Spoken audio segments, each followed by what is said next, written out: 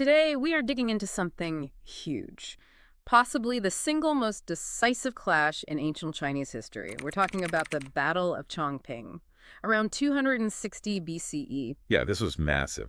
Not just a battle, really, but more like the ultimate showdown of the whole Warring States period. You had Qin, this rising superpower, going head-to-head with Zhao, pretty much the only state left that could maybe stand up to him. And the scale is just mind-boggling, especially the defeat Zhao eventually suffered. It's tempting to just focus on the final bloody stages. But the real story, the almost scary genius of Qin, unfolded in the years leading up to that. Exactly. And that leads to this kind of historical puzzle. Was Changping this drawn-out 3-year slog, or was it more like a lightning-fast 6-month campaign? And the fascinating thing is the answer seems to be, well, both. It is both. And understanding why it's both is key. And that's what we're diving into today, showing how Qin's victory wasn't just about having better soldiers or more luck on the day. It was about this total, all-encompassing dominance. You mean in everything, like policy, national strength, even diplomacy? Everything. They basically engineered a massive strategic advantage long before the main armies even seriously clashed. It was a masterclass. Okay, so let's set the scene real quick. It starts with this region, Shangdong. It belonged to the state of Han, but Qin wanted it badly. Right. But the locals in Shangdong were terrified of Qin.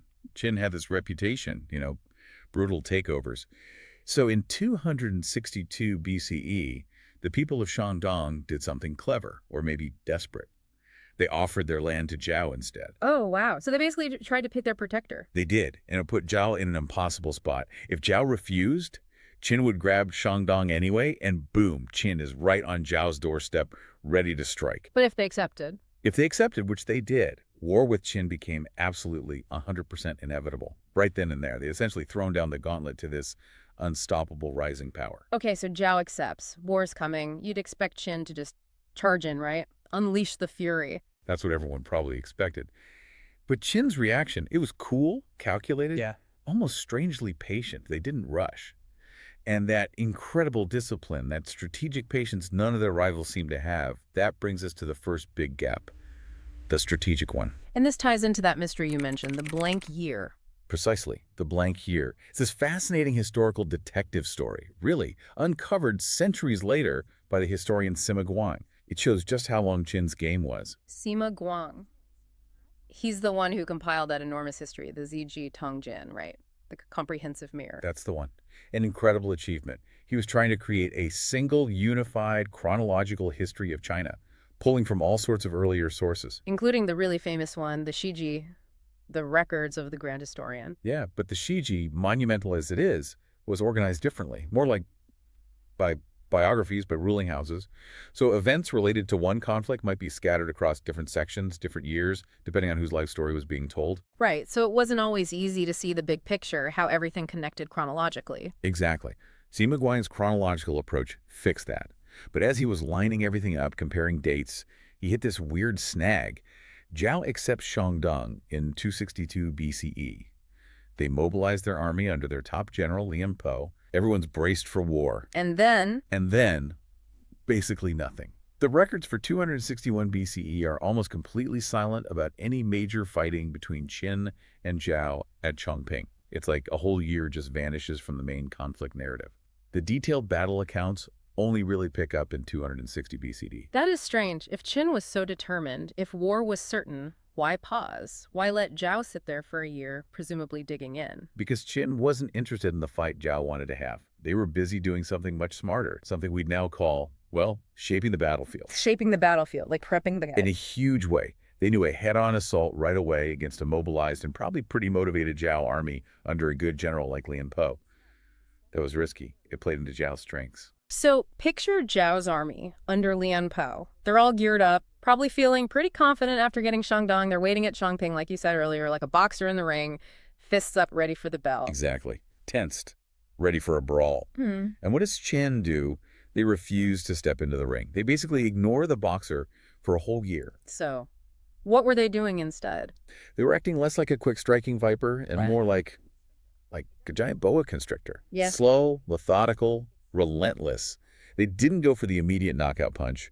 Instead, they spent all of 261 BCE just tightening the coils, Mm. squeezing, cutting off options, exhausting the prey before the real fight. Okay, tightening the coils. What does that look like on the ground? It looked like a massive, multi-pronged strategic operation that seemed, maybe to outsiders, completely unrelated to the main Zhao army waiting at Changping. Yeah. But it was all connected. They had 4 key goals during that blank year. 4 goals. All right, what's the first one? First, avoid the enemy's spearhead. Simple, really. Zhao's morale was likely highest right after getting Shangdong. Their army was fresh. Why fight them then?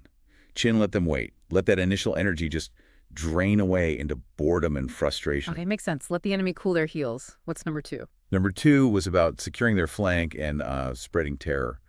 While Lian and the main Zhao force were stuck at Chongping, Qin's armies were very busy conquering the rest of Han's territory, the bits that bordered the whole Shandong area. So not attacking Zhao directly, but taking out their neighbor, Han. Precisely.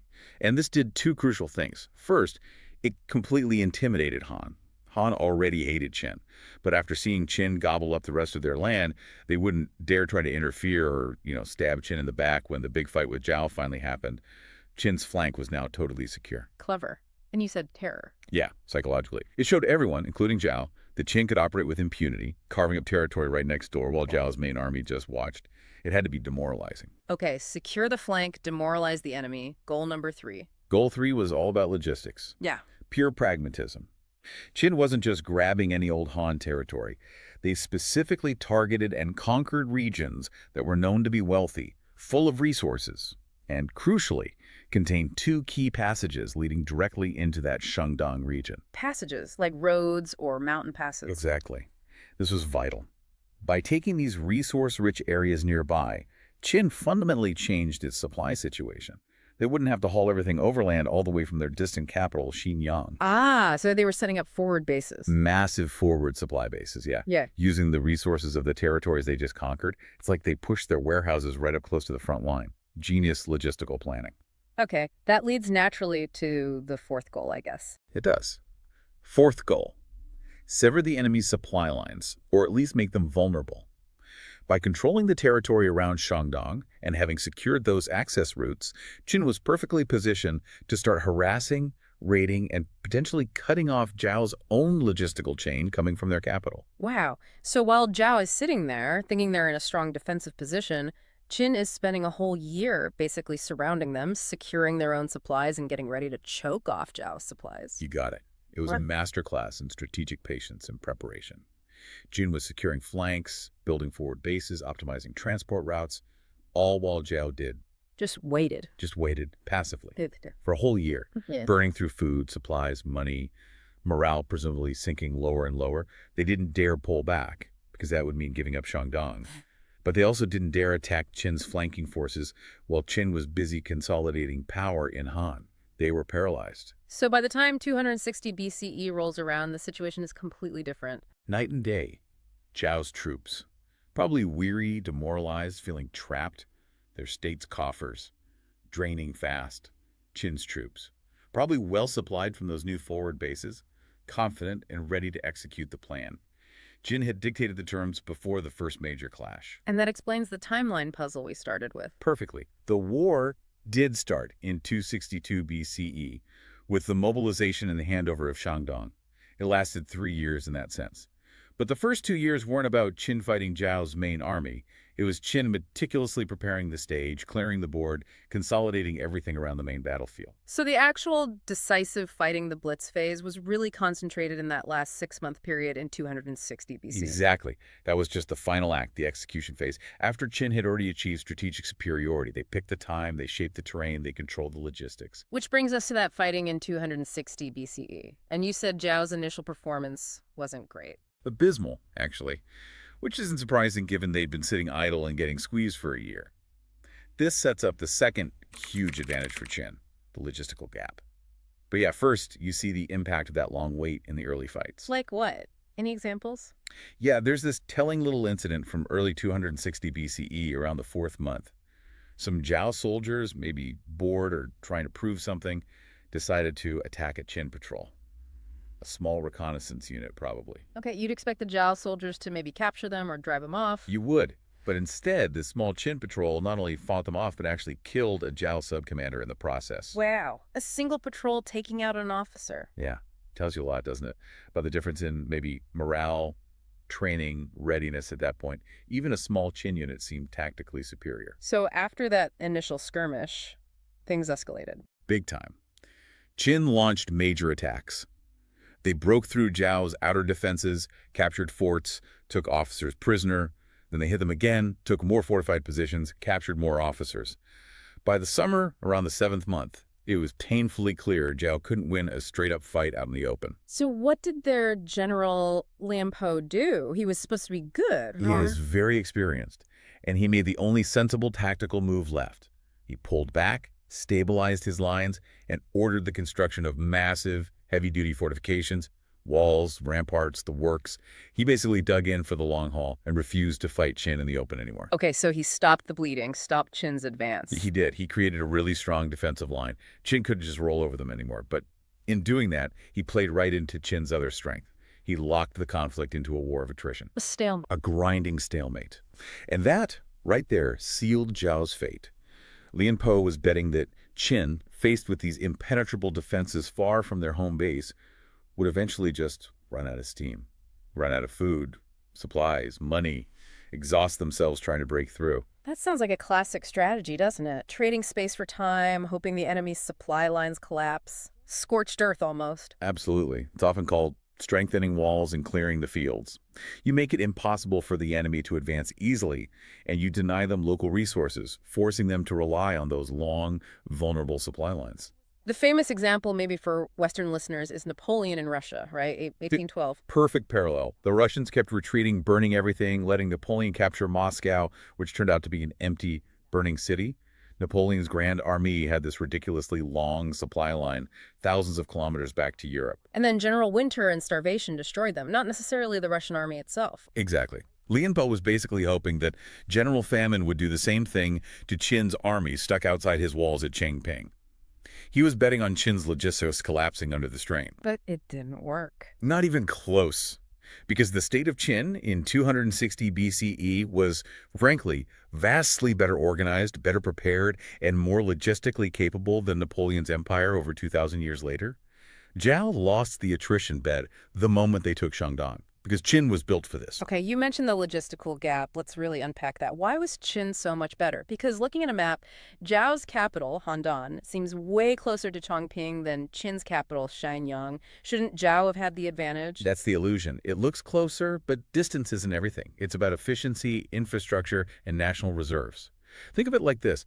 Zhao was like a local mom-and-pop store. Qin was Amazon. Okay, Amazon versus mom and pop. Explain that. Qin is Amazon. Yeah, their main HQ, Shenyang, is far away, but their whole operation is built for massive scale and efficiency. This goes way back generations earlier to the reforms of Shenyang. Ah, Shenyang, the legalist reformer who basically rebuilt the Qin state. The very same. His reforms emphasize strict laws, meritocracy, standardized weights and measures. But crucially for this, massive investment in agriculture, mandatory grain storage, and huge public works projects, canals, roads. He created a state machine designed to mobilize resources for war like nobody else could. So when the Chongping campaign started, Qin wasn't just relying on supplies trickling all the way from Shenyang. No way. Remember those territories they conquered in Han during the blank year? Those weren't just strategic buffers, they were rich, productive areas. Qin turned them into massive forward fulfillment centers packed with grain and supplies. Closer to the front. Much closer. And critically, the transport from those forward bases, and even from further back in Qin territory, heavily utilized waterways. The Yellow River, the Ji River, extensive canal networks built thanks to those earlier reforms. And water transport is way more efficient than hauling stuff over land, right? Exponentially. Yeah. Cheaper, faster, you can move vastly larger quantities, and less spoilage, especially for grain. It was like Qin had its own ancient superhighway system feeding its army. Continuous, efficient, high-volume supply. Okay, that's Qin the Amazon. What about Zhao, the mom-pop store? Zhao's capital, Handan, was geographically closer, yes. But that was their only major warehouse. Right. Everything had to come from there. And to get from Handan to Chongping, they had to cross the Taihang Mountains. Oh, mountains are never good for supply lines. They're a nightmare. Think of it as Zhao having to pay this insane cross-mountain shipping fee. They had to haul every spear, every bag of grain, up and down treacherous, narrow mountain paths like the Huko Pass. We're talking human labor, pack animals, slow speeds, huge energy costs, and crippling losses to spoilage or accidents. So even though they were closer on the map, their actual supply chain was incredibly inefficient and expensive compared to Qin's river-based system. Totally broken, comparatively. Qin was floating supplies smoothly down canals. Zhao was basically hand-carrying stuff over cliffs. Add to that, Qin, thanks to Shanyang, had built up huge national grain reserves over decades. Zhao just didn't have that kind of deep reserve or the same level of centralized, standardized economic mobilization. So Lian digging in and hoping to win by attrition, it was doomed from the start. Absolutely doomed. Qin could sustain the siege far, far longer than Zhao could sustain the defense. The logistical gap was just too vast. The outcome was pretty much baked in at that point. Which means the war of attrition wasn't a viable path for Zhao. It was just a slow death sentence. Starvation collapse. A slow march towards it, yeah. And realizing this, I think, is what pushed the Zhao leadership towards their next move. While the armies were staring each other down across the trenches, the diplomats got busy. This brings us to the third gap, the diplomatic gap. Okay, so Zhao realizes the military situation is grim, the logistics are failing. They try for peace talks. They did. It seemed logical. The attrition war was bleeding them dry. Maybe they could cut a deal. They probably banked on some history of, sometimes friendly relations with Qin, and the fact that there was a pro-Qin faction within Zhao. They thought maybe they could negotiate. Qin wasn't really interested in negotiating at this point, were they? Not genuinely. And this is where the king of Zhao made a huge blunder, ignoring some very sharp advice from his own former chancellor, a guy named Yu Qing. Yu Qing, what did he warn against? Yu Qing saw it clearly. He told the king, essentially, look, peace talks right now are useless. Qin knows it's winning. They hold all the cards. Negotiating from this position of weakness just confirms to them that you're desperate. So don't go begging for peace. Right. Yu Qing's advice was shrewd. Before you even think about talking to Qin, you absolutely must try to form an alliance, or at least the appearance of an alliance, with the other major powers, especially Chu and Wei. Create some leverage first. Make Qin think they might face a bigger coalition if they don't make peace. Exactly. Create the threat of intervention. Make Qin pause and think, maybe finishing Zhao off quickly with some concessions is better than risking a wider war against multiple states. That sounds like solid advice. Did the king listen? Nope. He completely ignored it. Maybe it was pride. Maybe he didn't want to go cap in hand to states like Wei and Chu, who Zhao hadn't always treated well in the past. Whatever the reason, he sent his peace delegation straight to Qin. Playing right into Qin's hands. Textbook mistake. And Qin exploited it brilliantly. Classic. Divide and conquer. How? What did Qin do with the Zhao peace delegation? Two things. One public, one private. Publicly, they welcomed the Zhao envoys with huge, noisy fanfare. They made sure everyone knew Zhao was suing for peace. They broadcast the news to all the other warring states. Why do that? Just to humiliate Zhao? Partly, maybe. But the main goal was strategic communication. It sent a clear message to potential allies like Chu and Wei. Look, Zhao is already giving up. They're begging us for terms. Why would you risk sticking your neck out for them now? It completely undercut any remaining will in those states to intervene. Psychological warfare through diplomacy. Absolutely. You mentioned Napoleon earlier. A modern parallel might be something like the Molotov-Ribbentrop Pact in 1939. Yeah. The other powers, like Britain and France, or here, Wei and Chu, were watching Nazi Germany, Qin nervously. They distrusted Stalin's Soviet Union, but seeing them suddenly make a deal, it paralyzed everyone. Right. It made them think, if they're making deals, maybe we should too, or we definitely can't trust them now. Precisely. Wei and Chu saw Zhao negotiating and likely thought, well, Zhao's looking out for itself. Game over for them. Why should we jump into a losing fight? It fostered that fear of being left isolated against Qin. Okay, that was the public move. What was the private one? The private move was even more cynical. While publicly making a show of the peace talks, Qin secretly approached the state of Wei and offered them a massive bribe to stay neutral. A bribe? What could they offer? They offered Wei the city of Yanyang. Now here's the truly brilliant, or maybe just ruthless part. Yanyang didn't even belong to Qin to give away. What? Whose was it? It was part of that Han territory Qin had already conquered. But Qin offered it to Wei, knowing one desperately coveted it. Why was Yunyang so important? Location, location, location. It was a critical transport hub, right where the Ji and Yellow Rivers met. Controlling it meant controlling regional trade. But even more importantly, it controlled the river's flow. Controlling the water. Yeah. It meant whoever held Yuanyang had the potential power to break the dikes and deliberately flood Wei's own capital city, Dalian. It was an incredible strategic prize, and also an implicit, terrifying threat. Qin actually did use flood tactics later on. Wow. So Qin offered Wei this hugely valuable city that wasn't even theirs, both as a prize and maybe a veiled threat. Exactly. The temptation was just too much for the king of Wei. Even if he suspected Qin might not deliver, the chance of getting Yuanyang was enough to make him sit on his hands. So the combination of the public peace talks smokescreen and this secret bribe to Wei, it worked. Perfectly. Zhao was completely isolated. The public news made Zhao look like they were already folding. The private bribe ensured Wei, a key potential ally, stayed quiet. Chu probably saw Wei hesitating and decided not to risk it either. The other states basically washed their hands of Zhao. Pretty much. They saw Zhao as, like, a collaborator already trying to cut a deal with the big boss. Their thinking was probably, well, it's over for Zhao. Let's just hope Qin goes after someone else next. And Yu Qing, the advisor who warned against this. His prediction came true, tragically. He told the king, "Your Majesty will not get peace, and the army will be annihilated." The talks eventually broke down, Qin having achieved its diplomatic goal of total isolation for Zhao. So Qin just kept up the pressure, militarily and diplomatically. Both. While the fake talks were happening, Qin was actually intensifying attacks on Lian Po's lines, and their diplomatic message remained crystal clear. Publicly, anyone who dares help Zhao is next on our list. The stick. And privately or implicitly, stay out of it and maybe you'll get rewarded. The carrot, like the promise of Yuanyang to Wei. We even have records suggesting the king of Wei, when asked later why he didn't help Zhao, basically just said Qin had promised him that city. Frozen by greed and fear, he just watched Zhao go down. Sacrificed them for a gamble on Qin's unreliable promise. Zhao was utterly alone. No help was coming. So let's pull this all together. By 260 BCE, Zhao had, well, they'd run out of options, hadn't they? Completely. Strategically, they boxed themselves in during that blank year by just waiting passively. Logistically, their inefficient mom-and-pop supply chain was collapsing under the pressure of Qin's highly efficient Amazon system.